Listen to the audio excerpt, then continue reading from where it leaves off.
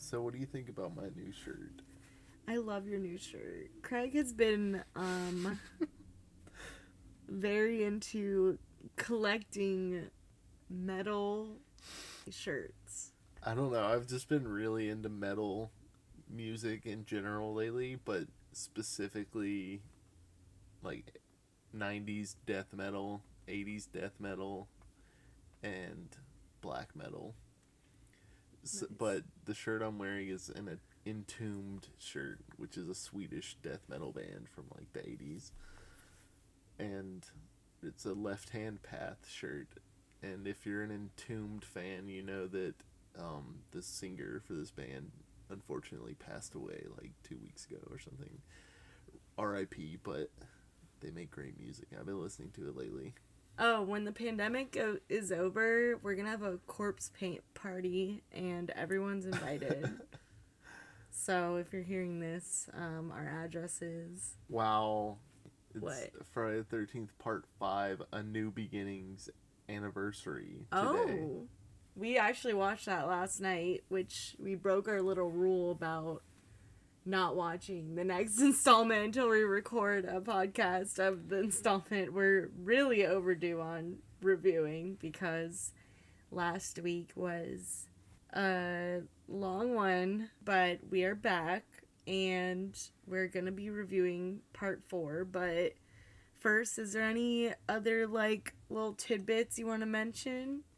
We've been watching some funny things recently. Mm-hmm. What we watched? The Howling 3. We watched The Howling Part 3. If you're not aware, and I'm really not even aware, but the Howling franchise is a werewolf franchise. I've never seen parts 1 or 2, but let me tell you about Part 3. It's crazy. There's fucking... It takes place in Australia. That's down under, as they say. And it follows a band of Aboriginal, indigenous, marsupial werewolf.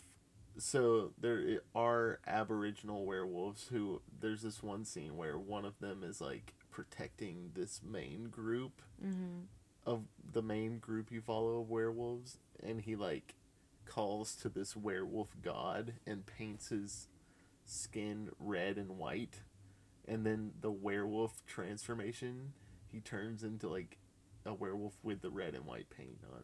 Whoa. It's pretty crazy. And then he fucks up this band of like people who are trying to hunt the werewolves. Yeah, I did not.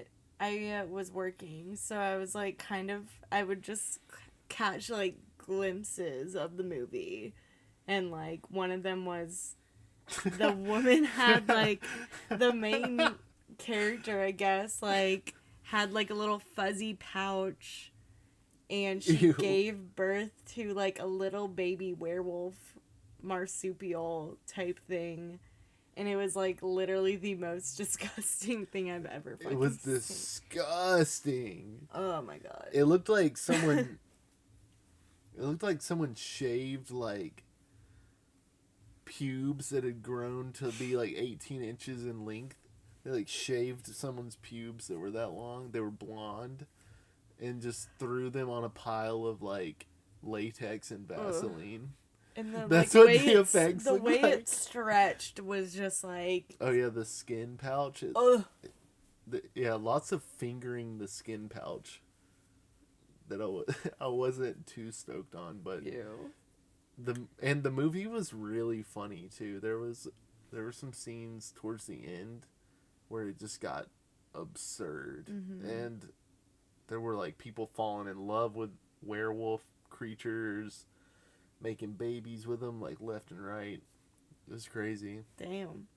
And speaking of gross, we saw The Dentist. The Dentist. Which, like, literally was probably... I don't know why I was so fucking grossed out by that movie. Like, Yeah. every scene was disgusting.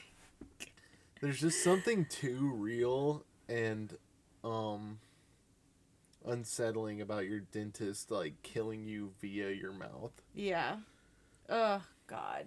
But that was good. Same director as Society. Brian Usna. Mm-hmm. So, you know, Society, also a very gross fucking movie. More gross. Yeah, maybe. definitely more gross. But more effects, anyways, yeah. in Society. We watched Verotica. Oh my God. Which, if you guys don't know about Verotica, get on that shit. Dude. That shit's on Shudder. It's a Shudder original. Guess who directed Verotica? Glenn motherfucking Danzig. Glenn Danzig of the Misfits, Sam Hain. I think it's actually pronounced Soin or something. Sam Hain. Sam Hain and Danzig. Y'all. Mother, tell your children not to walk my way. This movie is fucking bananas. Like, literally, it's so terrible. bad. It's terrible. So bad. Let's it's say, like, it's an anthology of sorts. And the common thread is that it's all just so bad. But it's a terrible movie. We watched all of it, though. Yeah, it was fun, though. Like, I'll say this. We watched all of Verotica without looking at our phones from start to finish. We watched it all. And we watched it all. Could give you a synopsis right now without any preparation. It was entertaining in the way that, like, watching a sci-fi original, like, Sci-Fi Channel original, it's like watching Sharknado or something. Yeah, you're just like, this is terrible. But I did like, there's some interesting gore stuff, like the first opening scene, like we see this like woman's like eyeballs get gouged out, which was kind of cool. Yeah. That's pretty much the peak, though. I just think it could have been so cool because, like, the worst that could happen is that there's, like, a shitty movie, but the music is pretty cool. Because, like, Danzig apparently did all the music, but there was only one song where I could hear Danzig's voice. They had other vocalists, and I'm like, what the fuck? Like, just play some, like, Danzig tracks. I'm from where the world. Oh.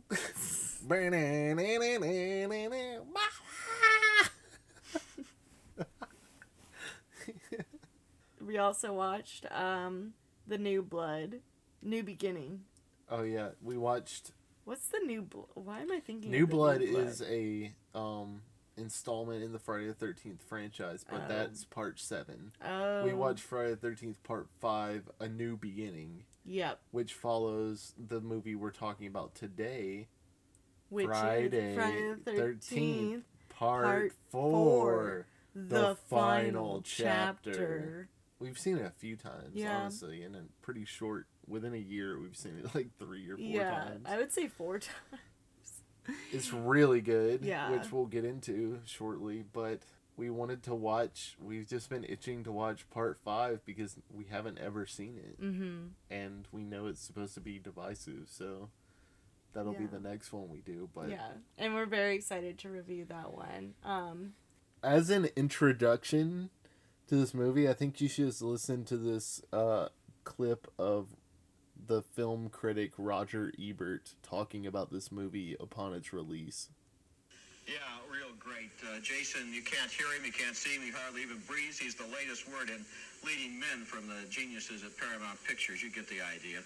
Friday the 13th, the final chapter, is 90 minutes of teenagers being strangled, stabbed, impaled, chopped up, and mutilated. That's all this movie is. It's just mindless, bloody violence. And just think of the message this film offers to its teenage audience. The world is a totally evil place, this movie says. It'll kill you. It doesn't matter what your dreams and hopes and ambitions are. It doesn't matter if you have a new boyfriend or a new girlfriend or you've got plans for the future. You can forget those plans because you're going to wind up dead. There is literally nothing else in this movie. And the sickest thing is, this isn't the final chapter. That's just an advertising gimmick. The ending clearly sets up a sequel. And what I want to know is, I wonder if they're going to be heartless and cynical enough to make the sequel, because why not? They've already taken the bucket to the cesspool 4 times for this sludge. I think the people who made this movie ought to be ashamed of themselves, and that's what I think, Gene. Yeah. And So, Mr. Ebert, they did in fact make, they did have the gall to make a sequel. In fact. And we watched them both over the weekend. Basically back to back. And now we're reviewing it on this podcast. And let me just say, fuck you. Yeah, fuck you. I mean, honestly, like... What are your thoughts about his thoughts?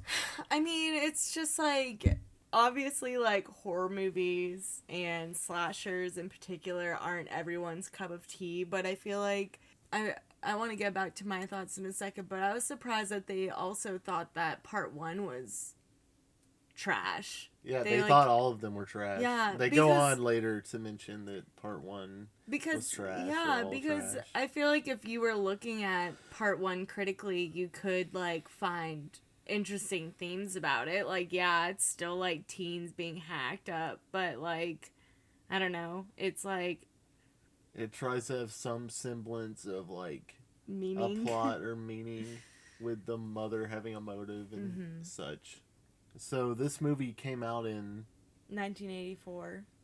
Yeah, 1984. So I guess by those standards, maybe people were a little bit more. They didn't know how to take these movies. Yeah. They didn't. It wasn't yet understood in the zeitgeist. I think that it was okay to like a horror movie. Yeah. On merits other than like the filmmaking. Yeah. You know, like you can. There's different reasons for liking different things. Mm-hmm. And I feel like people like talking about death and murder and that sort of stuff. It's like taboo and like not in the norm, and it's weird to like this stuff. But it's sort of like, I don't know, like sort of what draws me to horror is just kind of like my own fear about like life and stuff. And it's like the same thing with like being drawn to like true crime or something, where you just like ingest all of this like kind of like these crazy stories and this crazy like content and this horrific content, and you kind of, it's like it makes you think about like humanity, and sort of like it gives you permission to like be okay about like thinking about death or like being anxious about it and stuff. But it's also like something that's like, it doesn't make it like I don't know, it's like you watch these movies and you see this like crazy gore and stuff, and it takes something like that is like a very serious fear, like, which is like being murdered, like being murdered brutally, like, and horrifically. And it makes your fears like manageable. Yeah, it's sort of just like, oh well, this is like outrageous and shit. I don't know. Yeah, like, I think these movies help me, or like horror movies in general help me compartmentalize different fears, maybe. Because you can't like live your life in constant fear of a serial killer, deranged serial killer, because it's probably not going to happen to you. But it is like a fear that a lot of people have of like a crazy killer murdering you or something. It helps you like think about it in a different way. Yeah. It takes your fear and it makes it fun. Yeah. I think I like horror movies because they're like it's counterculture. And I think there has to be these people like Roger Ebert that think it's trash and what the youth have no taste, and look at what the youth are doing. It's like it's supposed to be that way. I think things like metal and punk and horror movies and like even art in general is it's not supposed to be always accepted by mainstream society or something. Yeah. Usually doesn't catch on until later. I don't know. I feel like it's such a boring take to just like write off horror movies as being like, ugh, it's just like mindless, bloody, hacking, whatever. It's like, okay, well, you're not like really thinking very deeply about like, I mean, I guess like because we have this podcast, we're thinking even deeper about it, but it's sort of just like, I don't know, like you can, every film has something to offer, I think. I mean, I find value in movies that people consider dog shit all the time, like The Howling 3. There were some parts that I will remember and like have takeaways from. I think, yeah, I mean, you can like anything as long as you look at it under your lens. Mm-hmm. So you take it how you want it. That's how I've always approached movies and art and music and stuff. So like, to me, the Friday the 13th movies are one way. Other people see them another way. Like, it's just like, if you get it, you like it. Yeah. If you don't, you don't get it. I don't know. My parents or somebody, they wouldn't get this, but you know, it's almost like blasphemous or evil or something, but I just don't even see it like that at all. Part 4 is like legit shit. Like, it is scary. The kills are fucking sick. Like, they're brutal. 'Cause Tom Savini is back for this one, so he really levels up. If you remember from our Friday the 13th, the first one podcast episode, we mentioned that Tom Savini did the effects makeup for that movie. Well, he does it again for part 4, and then I don't think he returns to the franchise outside of these 2 movies. But pretty badass shit. Let's meet our cast of teens, if you will. Tommy Jarvis, played by Corey Feldman, as a like 8-year-old kid. What? He's like a child. Seems a little bit too young. Maybe 11. Trish. He makes for the masks he makes. Yeah, he's. I don't know if he's 8. He is a practical effects enthusiast and makes lots of crazy masks and puppets. He's almost as good as Tom Savini. Then we have his sister Trish. Then their mom Tracy. Then we have Rob Dyer, who's like this hiker hunter guy that is Trish's like love interest. There is the group of rambunctious teens. So we have Sarah, who's the virgin of the group. We have Doug, who's Sarah's boyfriend. We have Jimmy, who is Crispin Glover of Charlie's Angels / Wilbur / I think he was in Like Mike. He like plays like a creepo, like a pale creepo in movies, but he looks good in this one. Every group has their Crispin Glover. Dude, Crispin is good in this movie. He's really good. So then we have Samantha. We have Tina, who's a twin. Twin 1. Yeah. Terry is twin 2. There's Ted, who is a pervy goofball. There is Paul, who is Samantha's boyfriend, who wants to hook up with a twin 2. There's Axel, who is a morgue worker, who's also a perv. Then we have Nurse Robbie Morgan, who has a thing with Axel.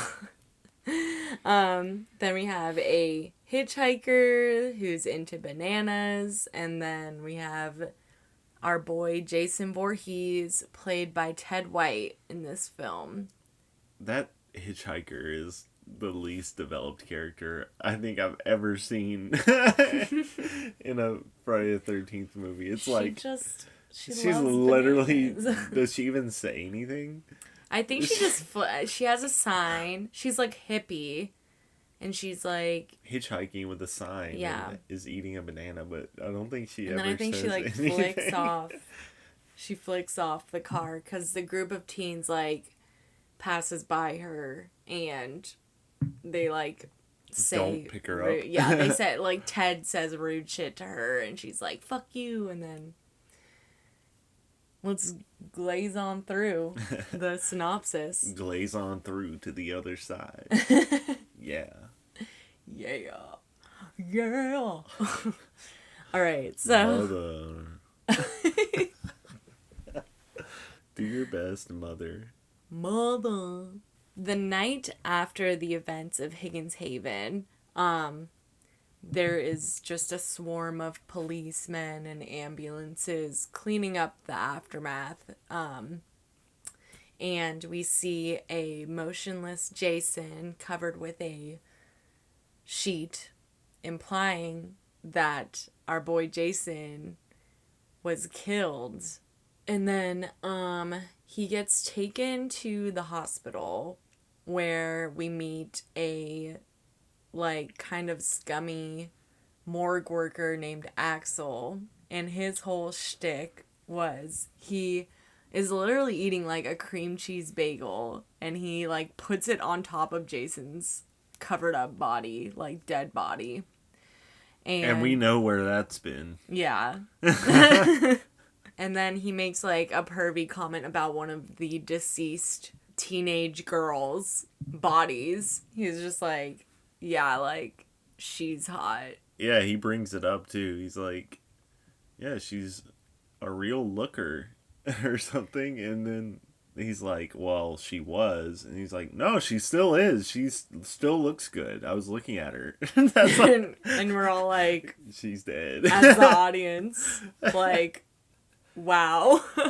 Necromantic. Yeah, disgusting. So, while him and nurse Robbie Morgan, Morgue. for some reason, they have a thing, even though she's like actually hot. And he's just like a dude. But for some reason, they have a thing, and they start like hooking up, like next to Jason's like corpse.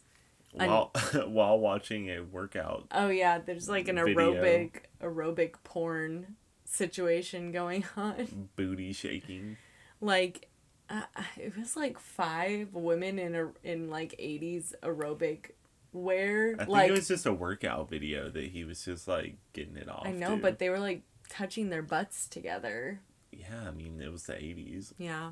So they're hooking up, and then Jason's hand falls out of like the covering or whatever that he has, and he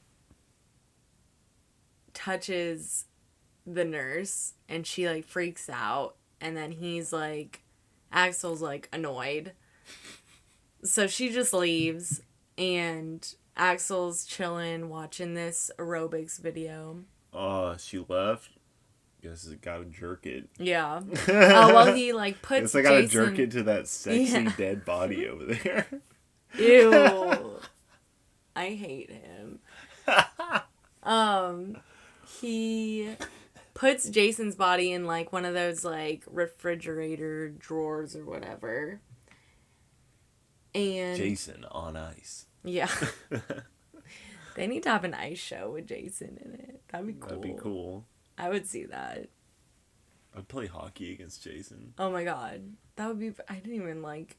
When I made that joke, I didn't even put that together, that he has a hockey mask. That's okay. Me and Craig are open to produce Jason on Ice, if anyone. Yeah. Ballerina Jason. Please email us at bgp@gmail.com. Don't steal our idea. We'll sue. We will sue. This is We our know official lawyers. NFT submission. We know lawyers. We do. Where were we? Oh, so he's watching this video, and all of a sudden, from behind him, Jason pulls up with a hacksaw. Mm-hmm. And it's begins, like a bone saw. Yeah, begins, sawing off his head until he just flips it 180 degrees around to the back of, like... He throws that head in a circle. Yeah. Crazy scene. Crazy death. We hear crunches going on.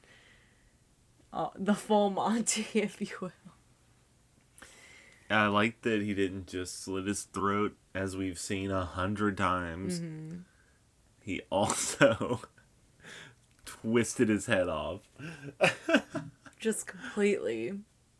It was cool looking. So then, Nurse Robbie Morgan is like in I guess it's like a prescription room or something. And she hears what she thinks is Axel. And she's just like, I want to be left alone. And then Jason grabs her and like hoists her up and basically takes a knife and stabs like along her abdomen. With like a pocket knife, right? Yeah, gutting her. So, rip for her. Second death of the movie. So, basically, it's a new day. Probably the day after the events of these morgue killings. And we meet this group of teenagers who are just driving to like go to a lake house to just like fully fuck. So it's Paul, his girlfriend Samantha, Sarah, her boyfriend Doug, Jimmy, Crispin Glover, who is Jimmy, and Ted. So Jimmy and Ted are like the incels of the group. And their house is next door to the Jarvises. So we have Trish, who's like kind of around their age. He's 12. 12-year-old brother Tommy. Oh my god. Timmy and Tommy. Timmy and Darby. Timmy and Tommy. Of Animal Crossing. Yeah. Fame.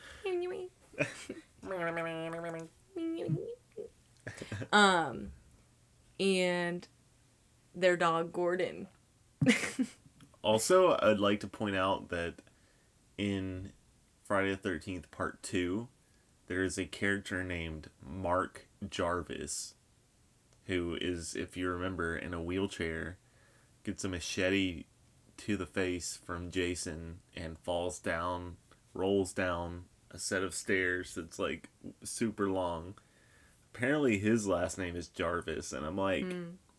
Cousin, if you're in this small town in New Jersey, I feel like you know all the Jarvises. Mm-hmm. So, they must be related, even though no mention of Mark in this movie. Yeah.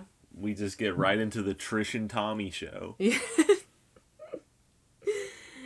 Yeah. So, there's like, the teens are settling in, all hooking up and shit. We get a great scene of Tommy kind of like accidentally peeping on this couple, like about to have sex, and he's just like, holy fuck. He like freaks out in his bedroom. Yeah. But then his mom comes in and he like has to pretend he's asleep, and then I think she like covers the window. So he's like, fuck. But Tommy will see boobs, so yay. So yay for him. This 12-year-old kid gets to see some tits. So yay.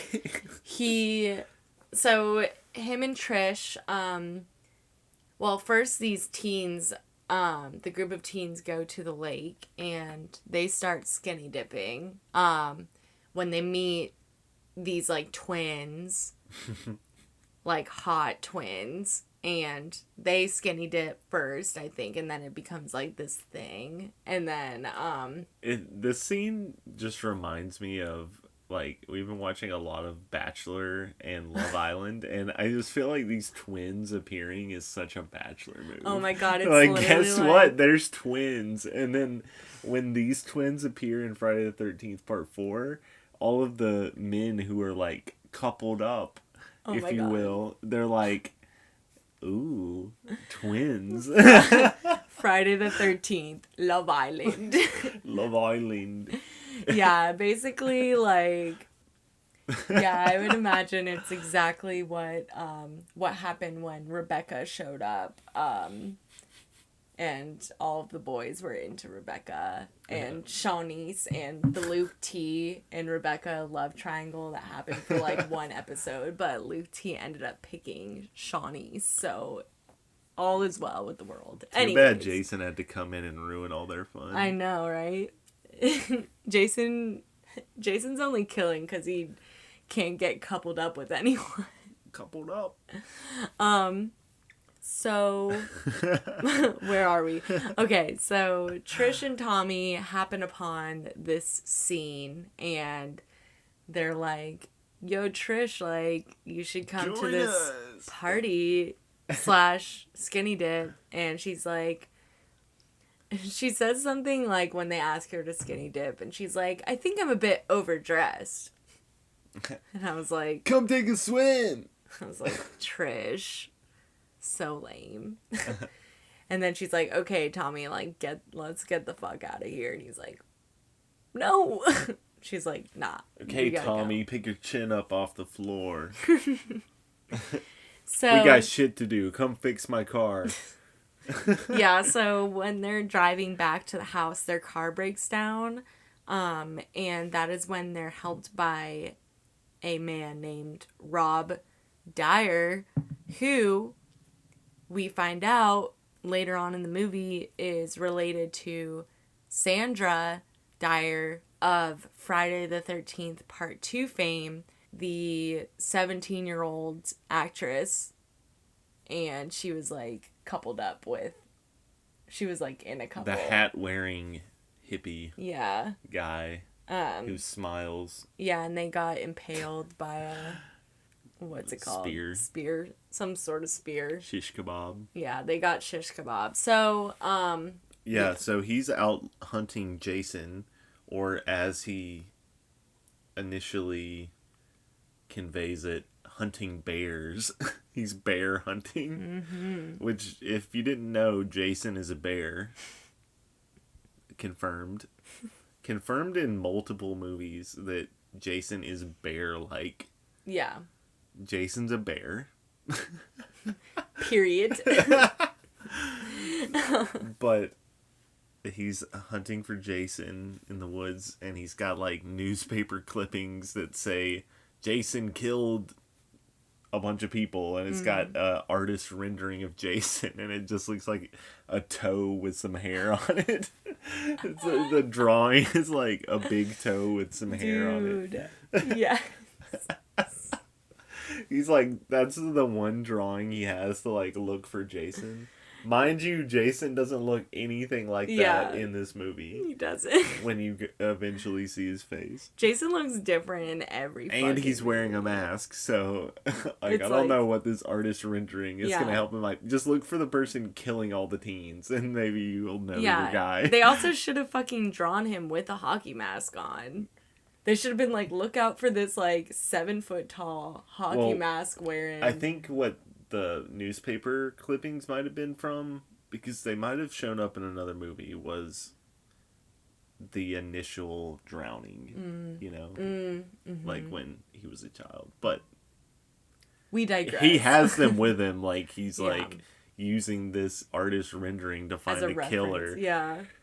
So another thing that I thought was really funny was when the car breaks down, the older sister, like, Trish, looks so much older than Tommy. Yeah. Tommy's, like, half Trish's size and looks like a baby. And she's like, Tommy, go fix the car. I'm like, this kid's not even old enough to drive. I've been driving since I was 15. I couldn't, if my car just stopped working on the highway or on the road, I couldn't go fix it. Like, just identify the problem. This Tommy kid, he's like a twerp. He can't even see over, like, he can't even see into the car. Yeah. Like, why are you expecting him to know how to fix a car just because he's a male? Yeah. Very weird. But I guess he's a tinkerer. Maybe that's why. Yeah, because I don't know. It seems like Tommy is a gifted kid. This Rob dude fixes the car because Tommy actually can't fix it. So, they take Rob back to the house, where he meets the mom, and then Tommy shows him, like, all of the different monster masks that he makes, and then Rob is like, okay, bye, and Trisha's like simping for this dude. She's like, yeah, if you ever want to like come back for like food or like a shower or whatever, to touch my boobs. Yeah. And he's like, yeah, okay. And Tommy's like, will you fix more stuff with me? Yeah, he's from classic. My favorite fucking story that you always tell from your childhood is Craig has an older sister, and I feel like the age difference is probably pretty similar, like between you and Megan and Tommy and Trish. Like 7 years. And you know, Megan would bring like home guys, like she would, as my mom calls it, she would take them to the courting room. Where she would court these fellows. But Craig always thought when he was little that these guys were coming to hang out with him. I just thought anyone who came in my house was a friend. Of Craig. So he'd be like, God, Megan, leave us alone. Well, I just thought Megan, she was always like seemingly pulling her boyfriend or date at the time away from what he really wanted to do, which is like shoot basketball with me or play video games with me. And to be honest, like, these 16-year-old dudes probably did want to do that more than like make out with your sister. Yeah. Sure, Greg. Oh my God. Later that night, the teens begin their partying with they're drinking, they're dancing around. Fucking Crispin Glover puts on this like song. I don't even know what the song was, but it was like super poppy and like fun. I thought very it was like 80s. a rockin'. It was song. rockin', but it was like 80s rock. Like it was like I don't know, but we watched like a behind the scenes like thingy in our Scream Factory Blu-ray collection Friday the 13th series thing. We watched a bonus feature, and apparently Crispin Glover would like do this bit where he would just like dance like really fucking like crazy. Like he literally moves his entire body at once. I just think that was his dance move. That was his thing, but they would say, like, he would go to clubs, like, in the 80s and do this bit. Like, that was, like, his thing that he would do, and see, I just, like, love that it's memorialized on film. Anyways, when the clubs reopen, we will be doing the Crispin in the clubs. We'll be Crispin. We be Crispin out here.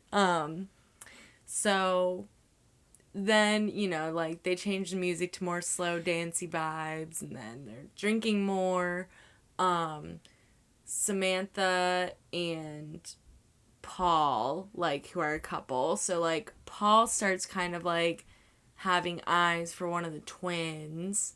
I don't remember which one. It honestly does not matter. They look exactly alike, so... They also wear the same outfit. Yeah, they wear the same outfit. So...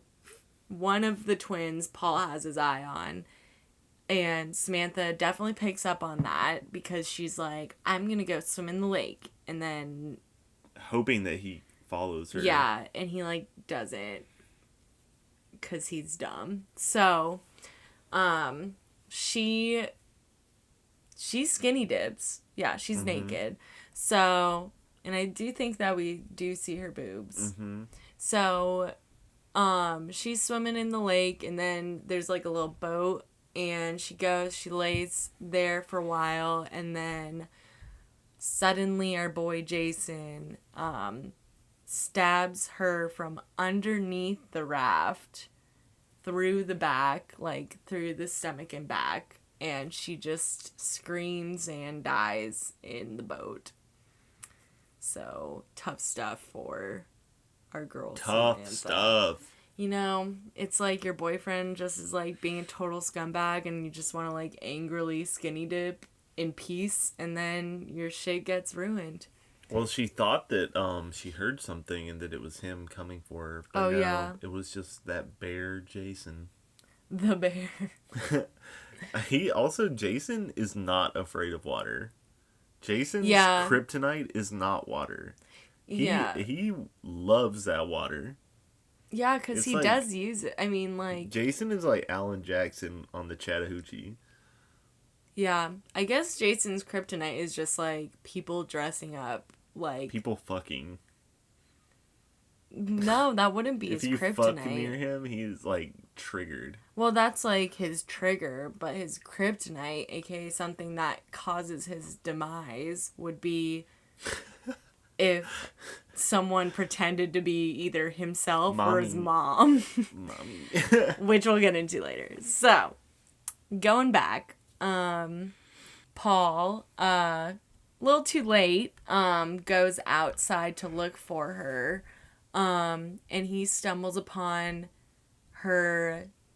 He like jumps in the water and sees that she's dead in the boat. So on his way back, he's like approaching the dock, and Jason takes a harpoon gun, literally stabs fucking Paul in the groin, lifts him up, and also shoots the harpoon gun. Although we don't see it really do much else, but like, I mean, super, super tough stuff for Paul. On Love Island, anything could happen.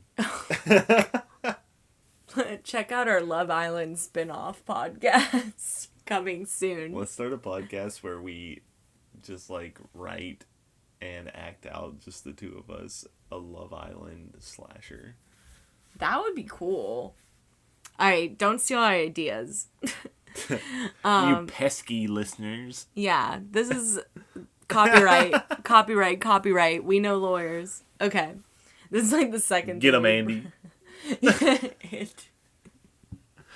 My dad met a lawyer once.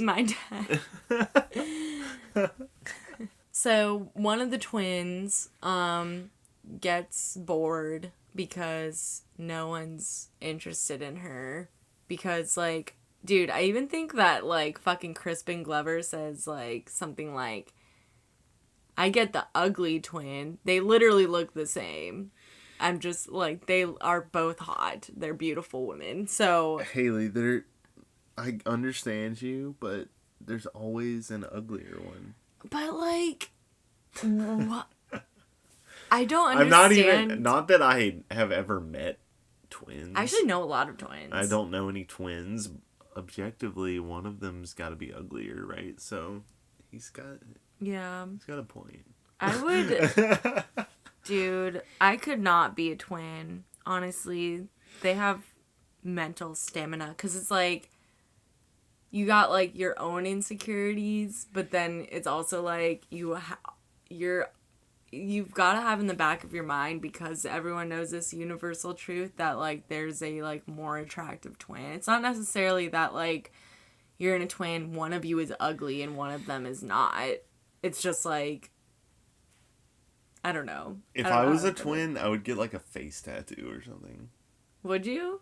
I think my insecurity would be that I would just never be known outside of being a twin. Yeah. So I'd have to differentiate myself. Yeah, dude, watch us get watch us have twins Watch if us we get have a kids. twin.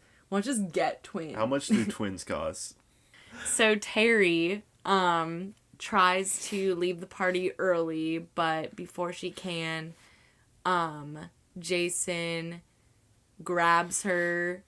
We see, like, the lightning strike. Oh, it's, like, raining, of course, because Always it's raining. Friday the 13th. You'd think they were in, like, Florida or something. Yeah.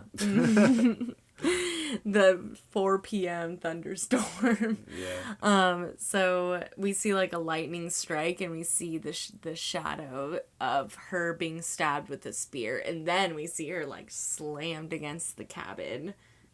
So when that happens, Mrs. Jarvis comes home, and for some reason, I don't know why Trish and Tommy were out, but their mom beats them home, and she's like, oh, the power's out, what the hell? And then she, like, looks around the cabin, looks outside, and she has an off-screen death where she just sees Jason, presumably, and screams, and that's Mrs. Jarvis. So rip to Damn, Mrs. their Jarvis. fucking mother died, and she didn't even get a cool kill. Yeah, it's sad.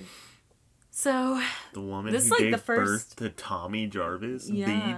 the legendary Tommy. the ledge. This is like the first, besides like obviously Pamela. Oh well, never mind. There's like older people that die as well. Yeah, you can't forget about Crazy Ralph like that. Yeah. And Edna, who was actually 24, but she was playing like a 58-year-old. So, Trish and Tommy arrive home and realize that their mom is missing. So, Trish goes to search for her and finds Rob's campsite. And this is when it's revealed that Rob is actually there to hunt for Jason.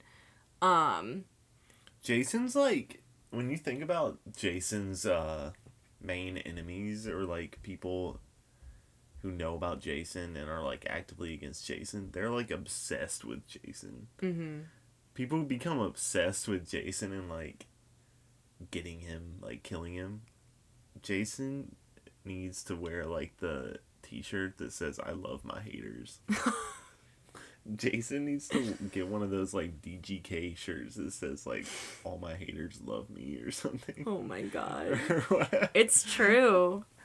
Because it's like, this guy is like in the woods for days, it seems like, just camping. Like, he's just like living off of the land trying to find Jason.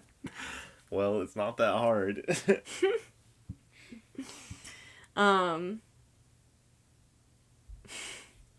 That's funny. Haters are my motivators.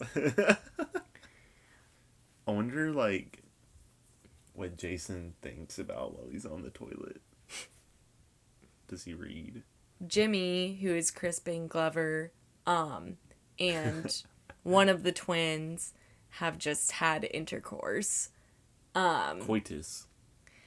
And I think it is important to note that Jimmy has been he's been bullied by his friend Ted, Who is an incel. who's literally an incel, and he's been calling Jimmy a dead fuck. It was in the car ride to the camp. Yeah. Or the cabin. When Ted was calling him a dead fuck over and over again. And Ted tries to hook up with either of the twins, and they both reject him, obviously. Of course. So, you know. And Crispin has the great dance moves. Yeah. And He's got, I mean, you know, he- honestly, he was the cutest guy at the party. He's the most fuckable guy. He's the most fuckable guy. Like, I'm sorry, Paul. No. Doug. No. Ted keeps saying, "Give Teddy Bear a hug." Yeah, no. Ted is... Why don't you come give Teddy Bear a hug? And he, like, grabs one of the twins and, like, fucking tries to kiss Forces it. a smooch. Yeah, disgusting. Goodbye. And he Crispin... keeps watching vintage porn. Yeah, no, he's gross. So, not because he watches vintage porn, but because Disgusting. he's a rapey son of a bitch. So, anyways, Jimmy and Tina is the twin. Also, both the twins have T names, which is funny. And Tommy and Trish. What does it mean? Oh my gosh. Wow, this film is deeper than that fucking film critic said. So Jimmy, after sex, goes downstairs to get a bottle of wine. And he's like, where's the corkscrew? And Jason literally stabs him in the hand with the corkscrew and then hits him in the face with a meat cleaver. So yeah, he passes away from that. He's like, where'd I put that corkscrew? He says it like 3 times to really make it obvious. Mm-hmm. He's like, where did I put that corkscrew? I know that corkscrew was somewhere around here. If only I had that corkscrew. And then Jason's like, here you go. Here you go. Jason's like, you can have mine. Jason's like, here, Crispin, take my corkscrew. I'm not using it.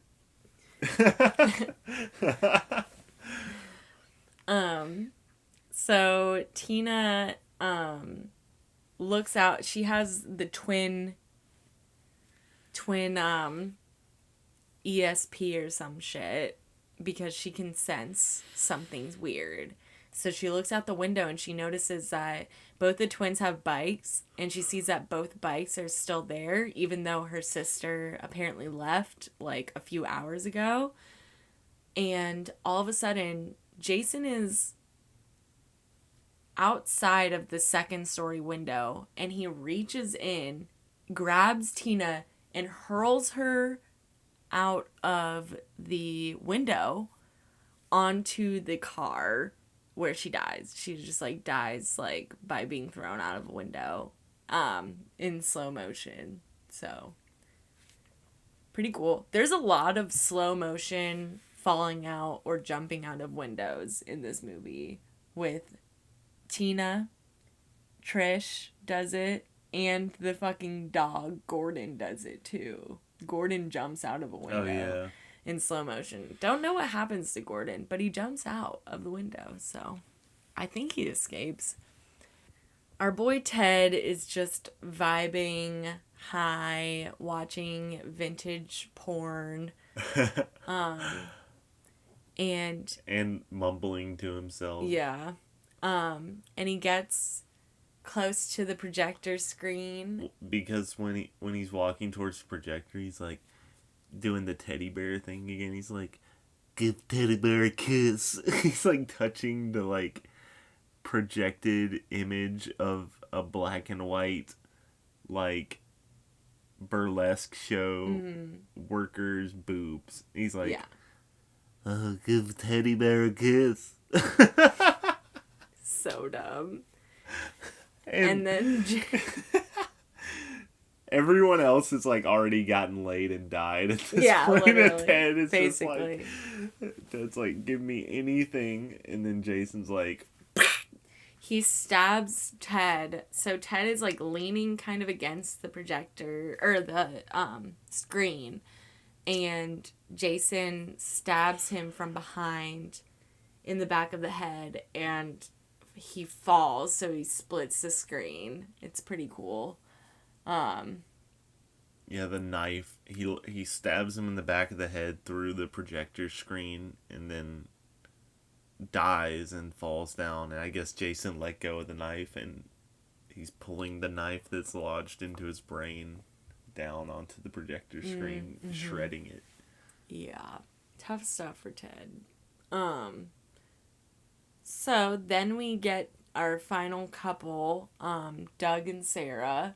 Kind of a little bit thought that Sarah might survive just because she is sort of like virginal, whatever. But then they have sex. So they're like in the shower, and she like goes to go blow dry her hair and like chill.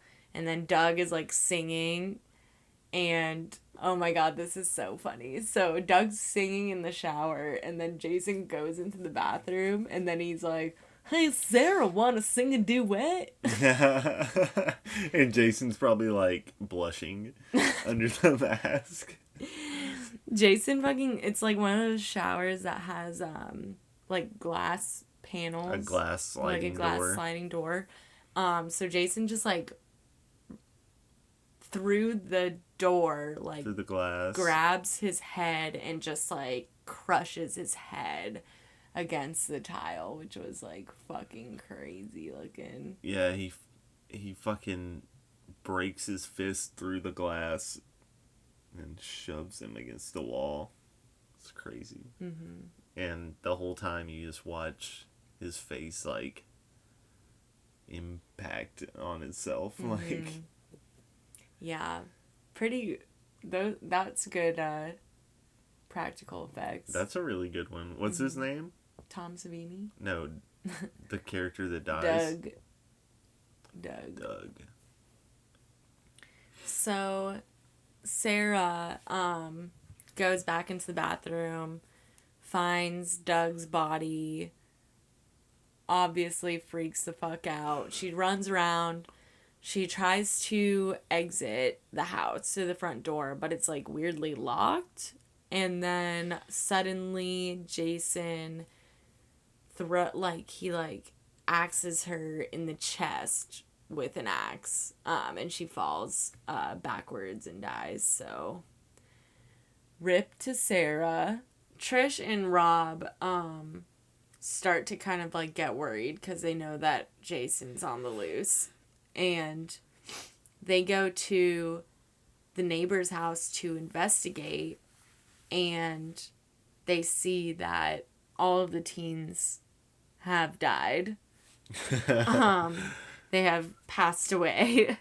So they I think Jason discovers them there and like chases them through the house. And I know that they end up in the basement, and that's where so like Jason's in the basement and Rob like goes down to like go kill him basically, but obviously is overpowered by Jason.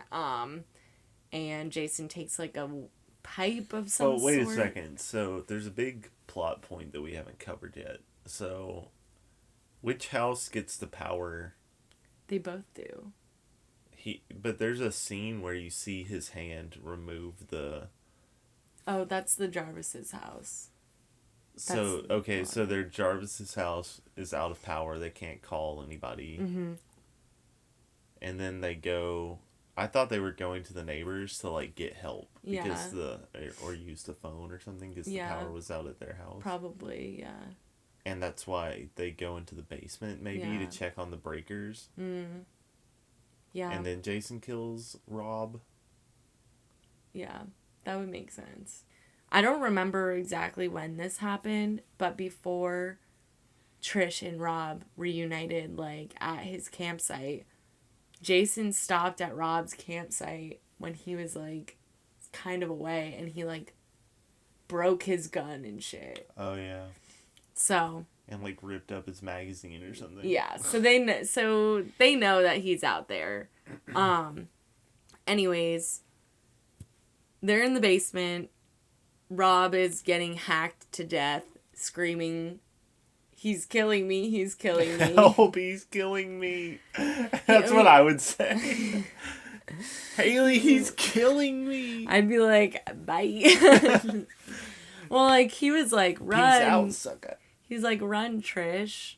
I mean, like, what would I don't even know what I could do. Be like, Haley, make it stop. He's killing me.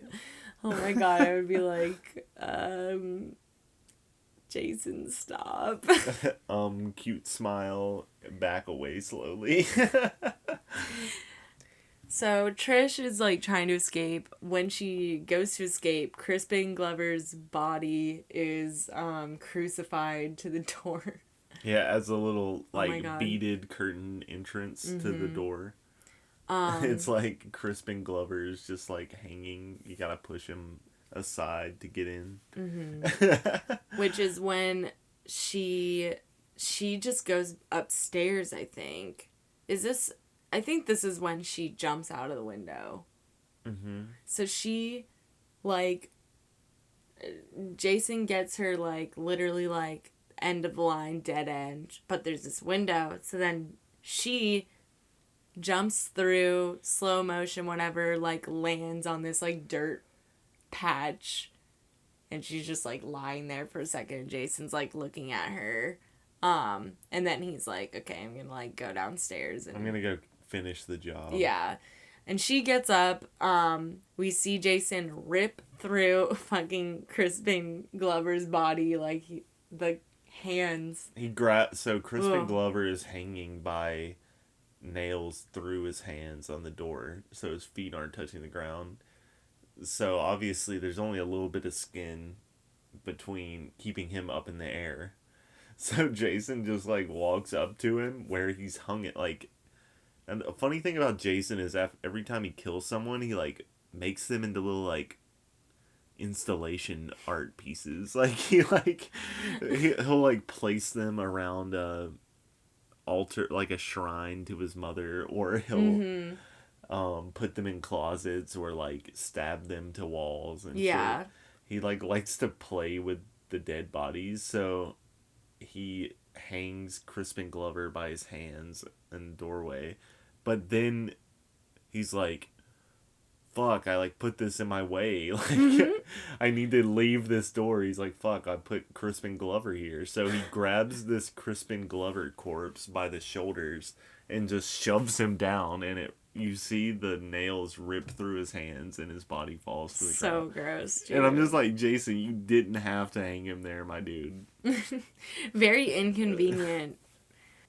So Trish and Tommy barricade the house, but Jason, I think there's a few nods to previous stuff, which is he throws Rob's body through the window, but he also grabs Tommy through the window at one point.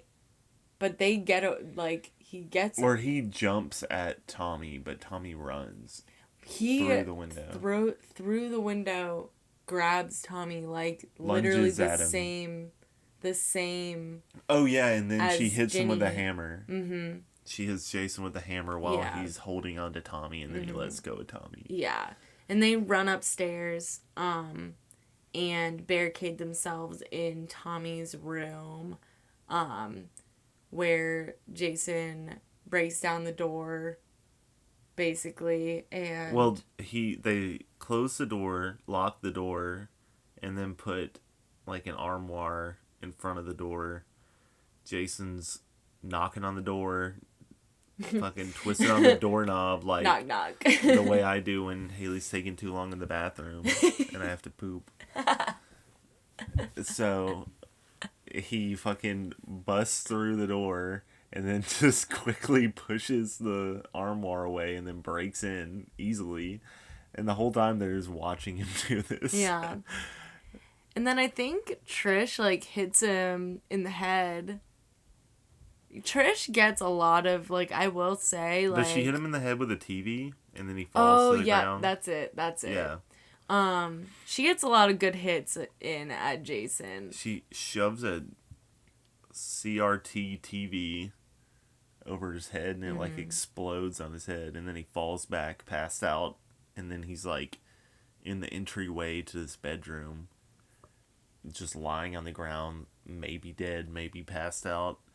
They aren't sure, so they kind of like creep by him and formulate a plan while he's on the ground, to where she's gonna make a run for it or something, and he's gonna wait there and she's gonna get help or something. Yeah.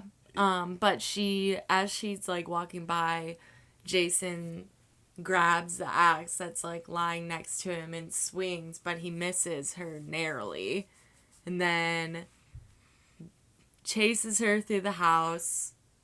And so what happens is Jason swings the axe. She starts running. Tommy is afraid he's going to kill her. Jason is going to kill Trish. So Tommy screams out, Trish! And then Jason starts looking at Tommy, who's to Jason's left, and Trish is to his right. And then Trish is like, Tommy, no! Go back inside! Yeah. And then Jason's like confused and like does a quick turn to the right to look at Trish. And he's just like turning back and forth between the two of them. It's pretty funny. And he's like, I'll pick the girl, I guess. Yeah, he's like, fuck it, I'll go with the girl. Like, Tommy, you do your thing. Go off, King. So they, do another little chasey chase, and eventually she's like got a machete. So she's like swinging at him and all that fun shit, and she hits him right in between the ring and middle finger. Splits like half his hand in half. Yeah, so she's swinging the machete, and I guess Jason, as a defense mechanism, is like holding up his hands in front of his face to block her like attacks, and she just like slices down onto his hand, cutting it in half, and you see his hand for a little bit, and it's kind of like purple gray, like undead looking. Like, it kind of looks like a zombie hand, but it's like Jason's fucking ogre hand, and he's got long black fingernails and shit. He's gross. Yeah, he's very gross and in this movie. He gets sliced and then kind of like looks at her through his slit hand, and he's like doing the Spock sign. Live long and prosper. And, they struggle for a bit, but eventually he pins her down and he's, like, choking her. And then, meanwhile, Tommy is, like, oh, maybe that was when... I feel like she goes back and forth to the other house, like, at least 3 times. But that's too many. Like, it's fine. Okay, so while she's getting like strangled or whatever, or fighting or struggling with Jason, Tommy is looking at a newspaper clipping of Jason as a child, and he is shaving his head to like match, and doing his like makeup to like match what Jason looked like as a kid, and then he goes downstairs and he goes, "Hey, Jason!" Hey, Jason! And he looks so Goofy. funny and He's got goofy. cut off shorts.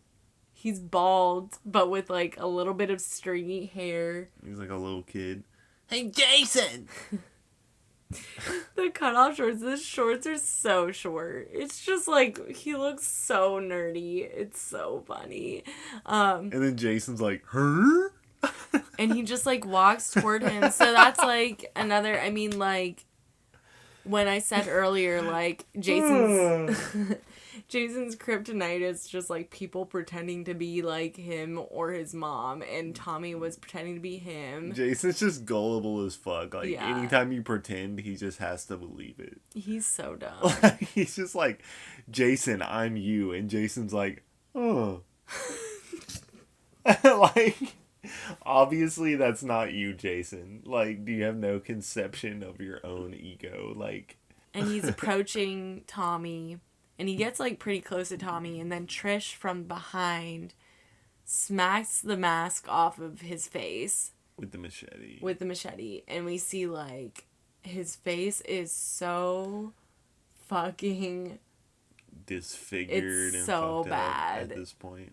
And Yeah. also it's important to note that while it does look somewhat similar to the design from the previous movie, Friday the 13th Part 3, it looks different. Yeah. It's like, it's a matter of days. It's Like, like the literally blood, yeah. the bloody axe mark is there, but his face looks, it's different. He does not look like Sloth from the Goonies. He Yeah. looks like It's not the same. a zombie weird creature. So from parts 1, 2, 3, and 4, Jason looks completely different every single time. And this is my favorite Jason so far, honestly. Yeah.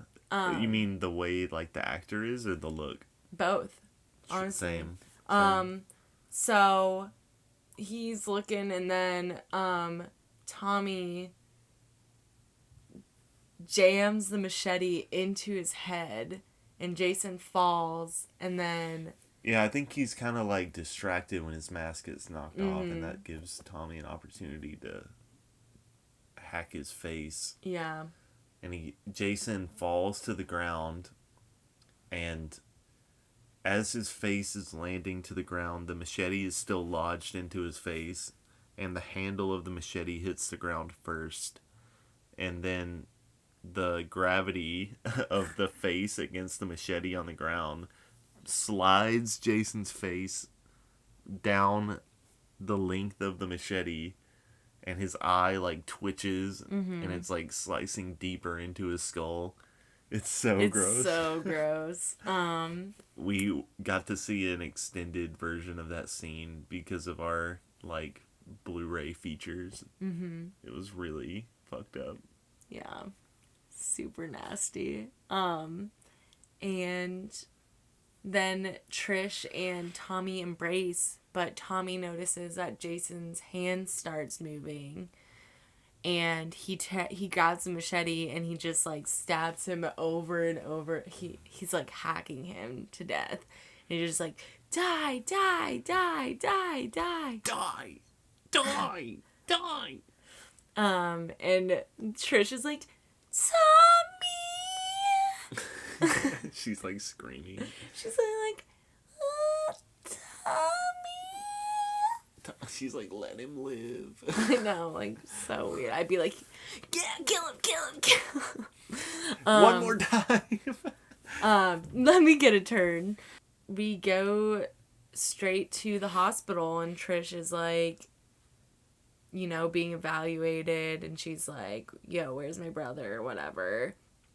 And they're like, you know, he has suffered a traumatic event, so he's reacting accordingly. But, yeah, you can see him, I guess. And so they, like, she, like, goes in, and, like, they have, like, what I think is, like, a pretty normal interaction. They just, like, hug, basically. But then, the camera, like, is on a close-up of Tommy's face, and he looks dead in the camera, and then, like, it freeze frames, and he has this, like, look that's, he like, opens his eyes wide. Yeah, like, menacingly, potentially, which, yeah, exactly. Craig's making the exact face that we're talking about right now. He is making. And then that's the end. This face?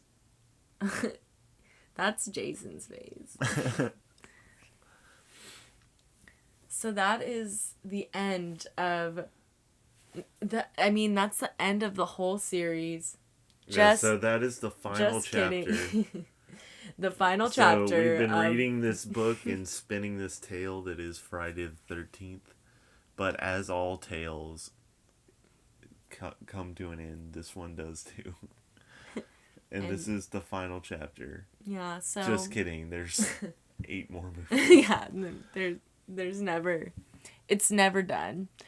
So, I don't know. Want to go straight into the kills? Kills breakdown? There is 14 total kills, including Jason. Most of the series.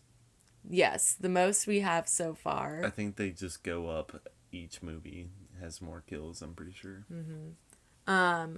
So Axel, the morgue worker, gets a hacksaw to the throat and his neck twisted all the way off. Nurse Robbie Morgan gets gutted with a scalpel. The hitchhiker, which we sort of mentioned earlier but didn't go deeply into her, her story, but basically, like, the teens, like, pass by this hippie and, like, don't pick her up, and she, gets stabbed through the throat while eating a banana, and she, like, squeezes the banana, like, super hard, like, and it, like, explodes, basically. Then we got Samantha, who was stabbed through the back in a boat after skinny dipping. We have Paul, who was stabbed in the groin with a spear gun. That's what that's called. Yeah. We get Terry, one of the twins, who was stabbed with a spear. We got Mrs. Jarvis, who dies off screen. And there is an alternate ending where Trish, in a dream sequence, sees her mother's body, in a bathtub, like her dead body in a bathtub, and then, like, her eyes, like, open, and it's, like, completely white, but they just, like, were like, we don't really want to end the movie in another fucking dream sequence like the other 3 movies before it, so we're just gonna, like, cut this, I guess. But that would have been cool to see, because her death is so unimpressive. Then we got Jimmy with the corkscrew through the hand and then the axe to the face. We got Tina, who was thrown through a window. Ted stabbed in the head through a projector screen. Doug, head crush in the shower. Sarah, axe in the chest. Rob, killed by body. Yeah, it's like something gets stabbed in his head. He just, like, kind of, like, dies, like, in a dark place, and then his body's thrown through the window. Well, also, like, I think Jason was, like, hacking at him while he was screaming. Yeah. He's killing me. Like, I think Jason was facing him. He was facing Jason. Jason was, like, slashing his chest or something, and then he killed him by stabbing him in the head. And then our boy Jason Voorhees, final kill, killed by Tommy with machete, first through the head, and then just over and over again. So, yeah. Those are all the kills. What was your favorite kill? I feel like I have to give Jason number 1 because it's fucking Jason. It's the final chapter. He's the most important character, and he dies. But he kind of, like, dies in every movie. Yeah, in a way he does, but this is definitely the best Jason quote-unquote death that we have seen. Yeah, the special effect is really cool. It's really cool. I think that's my favorite, followed by Doug, followed by Paul. I will have the same number 1 as you, because you gotta give our boy Jason the number 1 spot, and it was, like, I mean, they really, like, saved the best for last. It was, like, this crazy head with, like, mechanics that were moving and stuff. Like, it was a really good practical effects and also all Jason's that fun stuff. face is actually scary this time, as opposed to last time where it was just funny. Yeah. He's actually scary to look at his face. My second is gonna be Jimmy, aka Crispin, with because it was kind of like a funny kill, but also, like, good effects as well. Because he's like, where's the corkscrew? And then gets the corkscrew through the hand, and then axe through the face. And in our behind the scenes watch, we see that it actually was, so a lot of these, like, kills, like, the way they would do these would be, like, they would start with, like, so he gets, like, axe in the face with, like, a meat cleaver or whatever, and so, like, they designed, like, the meat cleaver to be, like, around his face and, like, put the blood around it and stuff, and filmed him reacting to being cleaved in the face, and then pulled it out, so they're shooting it, like, backwards, and then they reverse it. So I like that. I'm glad that we watched that little behind the scenes thing, because I just like love movie magic like that. So that was definitely my second one. I would say followed by Doug. And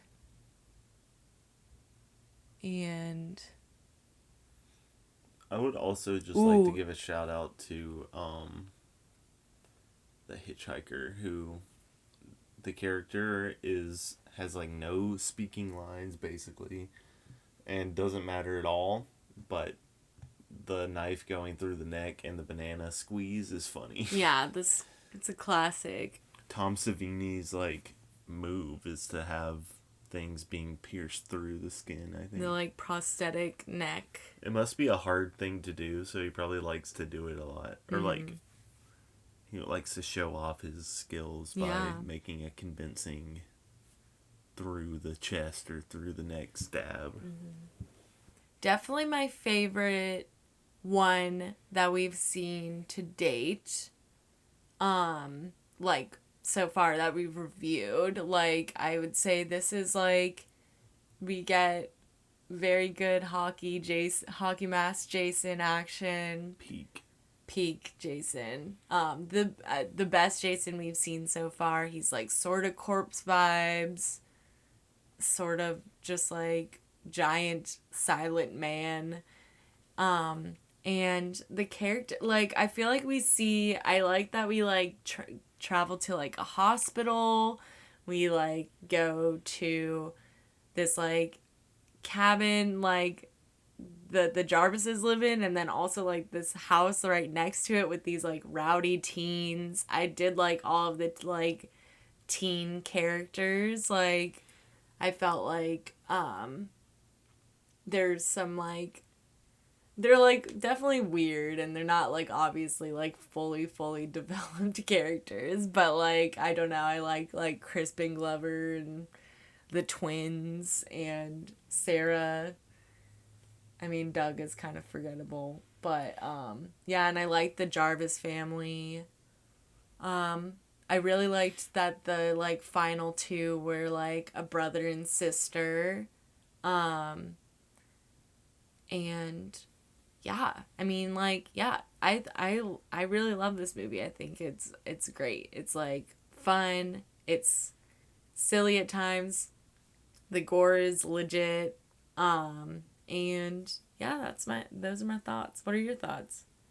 Yeah, I think that this is the best movie so far, which I think is a feat that this movie franchise goes from, like, I would say up to this point it just gets better every installment, which is pretty crazy. Like, each movie is better than the previous one. I mean, I might move some around, but like for the most part, I think if you watched 1 to 4 in order, you would be like, wow, each one is better than the last one. Well, I slightly disagree with you because I didn't really love 2, but like I would say like I liked 1 better than 2, but same, I mean, you know. Yeah. Same idea. I really like 2 though, but we know this. 4 has good characters in Tommy Jarvis and Jason, but I don't like most of I mean, they're just not explored enough, but I don't like the teens that much. I wish they had more like character development. There's no Jennies. Yeah. None of the characters grab me as much as Mark. Or like, I don't know. There's less moments. Yeah. There's no biker gang vibe. Yeah. The characters aren't as memorable to me in this one. So that might be one of the only negatives I have, though, is that the characters aren't as memorable, and the final girl isn't as memorable. But I like Tommy Jarvis as a character. I think he's like my favorite non-Jason character from the franchise. Yeah. Craig fucking loves Tommy Jarvis. Yeah. Tommy Jarvis is cool as fuck. I like Corey Feldman as an actor. Yeah. I like Ted White's portrayal of Jason. I think he's my favorite Jason portrayal, at least so far. And granted, I haven't seen every Jason portrayal. But he does a really good job, and this is the only Friday the 13th movie where he plays Jason.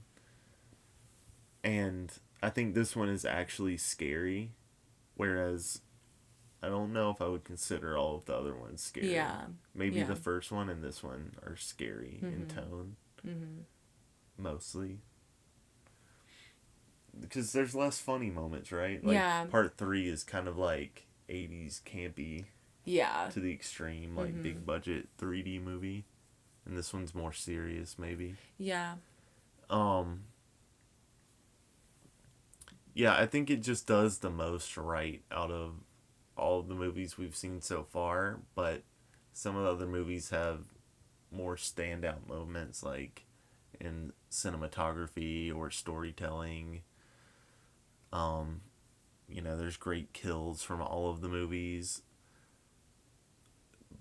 Overall, I think this is like doing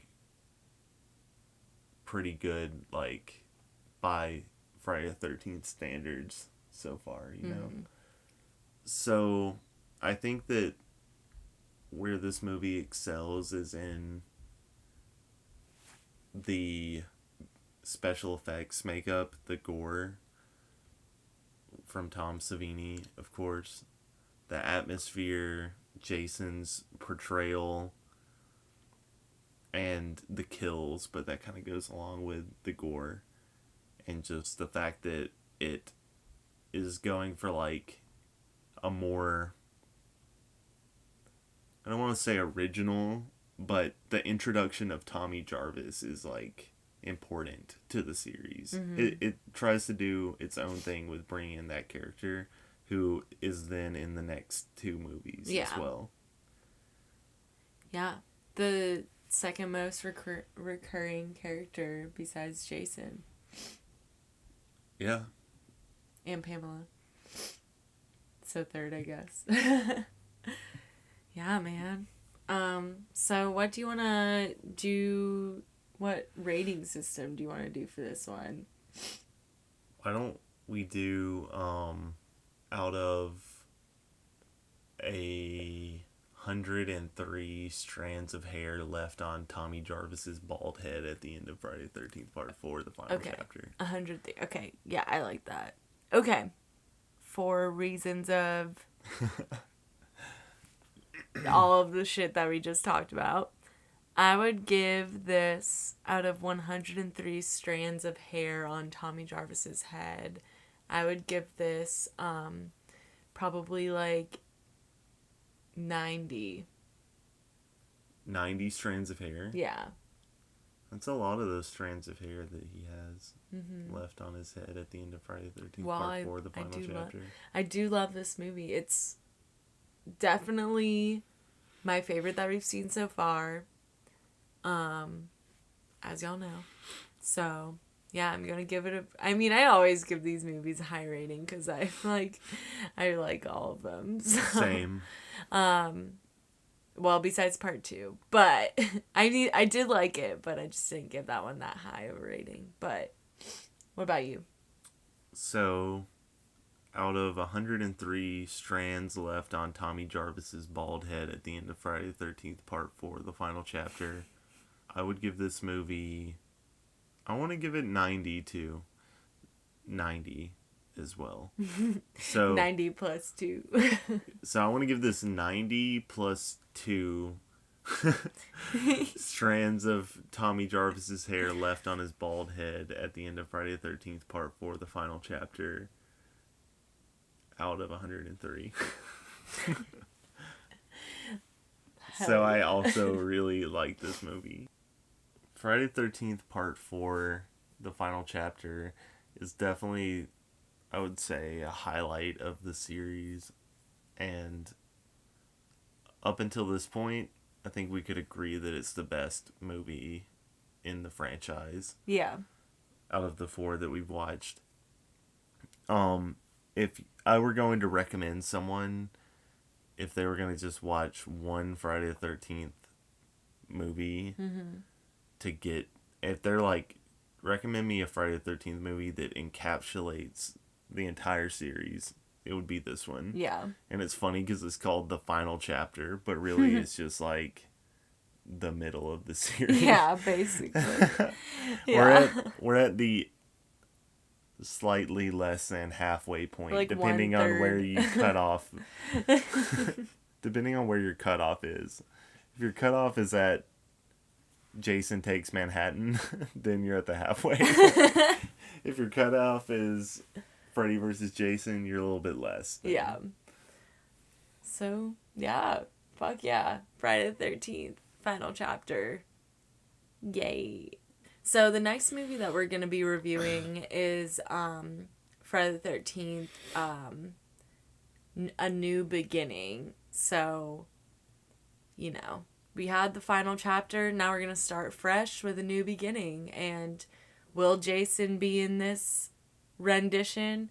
Will Tommy Jarvis be...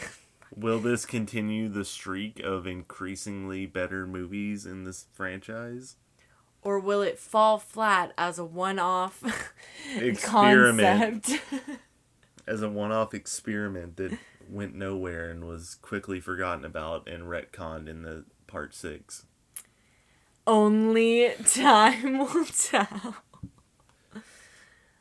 Follow us on Instagram, mpgp_podcast, as well as we're on Apple Podcasts, Spotify, YouTube, Google Podcasts. So please follow, subscribe, rate us, all that fun shit. And yeah, thank you so much again for listening, and we love you. Bye.